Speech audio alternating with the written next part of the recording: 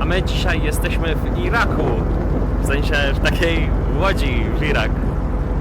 I płyniemy na Swartizan. Na tą wyprawę czekaliśmy aż 2 lata, ponieważ gdy byliśmy ostatnim razem w Norwegii, pod koniec dopiero dowiedzieliśmy się, że to białe, które widzieliśmy z wyspy, taki wierzchołek śniegowy, to tak naprawdę lodowiec. I byliśmy na siebie totalnie źli, że nie udało nam się dotrzeć, a byliśmy tak blisko. I pomimo wielu przesiadek dotarliśmy. To, co tam przeżyliśmy, ciężko jest tak naprawdę opisać to słowami. Każdy szelest, każdy dźwięk, który nas otaczał, wprawiał w dodatkowe wrażenie.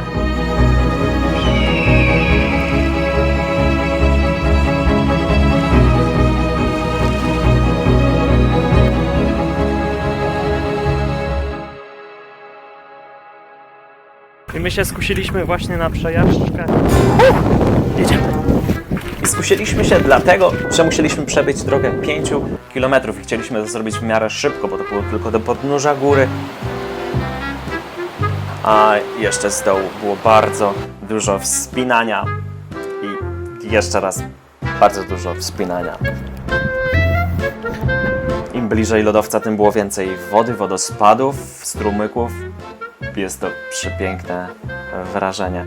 Dotarliśmy do punktu, gdzie przepięknie widać jezioro, do którego spływa woda z lodowca i na drugiej stronie sam lodowiec Swartizan. O tak. I pierwsze dotknięcie lodowca, uwaga. Wow. Lód. Ale zbity lód do drinów. No.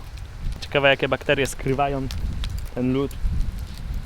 A jakie przedmioty? Teraz w ogóle w Norwegii jest bardzo modne to, z racji, że lodowce bardzo silnie topnieją, to szukają pozostałości, jakie zostały i często znajdują różne sprzęty codziennego użytku wikingów na przykład. Tak. Jedyne wiemy, że się właśnie spóźniliśmy na prom, którym mieliśmy płynąć i nie wiemy, co teraz robić. Ale delektujmy się pięknym lodowcem. Tu widać życie. Tu, o, przykleiło mi się do palca. To. Odłożę. Niech sobie w spokoju stopnieje. O, ja cię. Powiem wam, że wrażenie jest, no, nieziemskie. Kurczę, z daleka to wyglądało jak po prostu kupa śniegu, która topnieje, ale z bliska błękit i biel. Dlatego on się też nazywa Swartizan.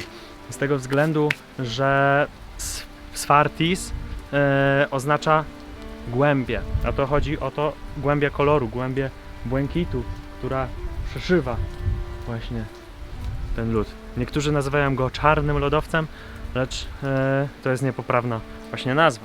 To jest głębia błękitu. Warto tutaj nadmienić, że Swartizan jest drugim co do wielkości lodowcem w Norwegii. Choć tak naprawdę składa się z 2 mas lodu. Jedna to jest zachodni Swartizan, druga wschodni. Łącznie zajmują powierzchnię 369 km². A żeby lepiej to wam uzmysłowić, zajmuje więcej o 42 km² od Krakowa. Więc wyobraźcie sobie cały Kraków i jeszcze odrobinę za niego pokryte lodem.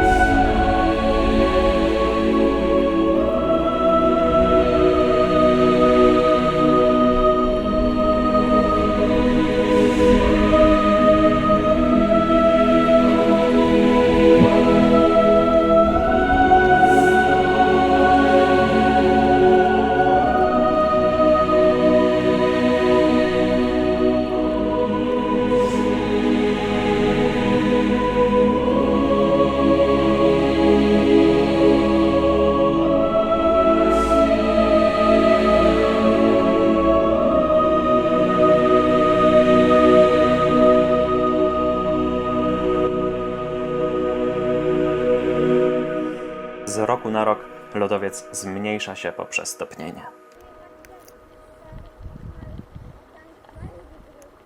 W ostatnim ujęciu chciałbym pokazać, jak bardzo zmienił się lodowiec na przestrzeni 10 lat. Po lewej mamy 10 lat temu, a po prawej aktualny stan.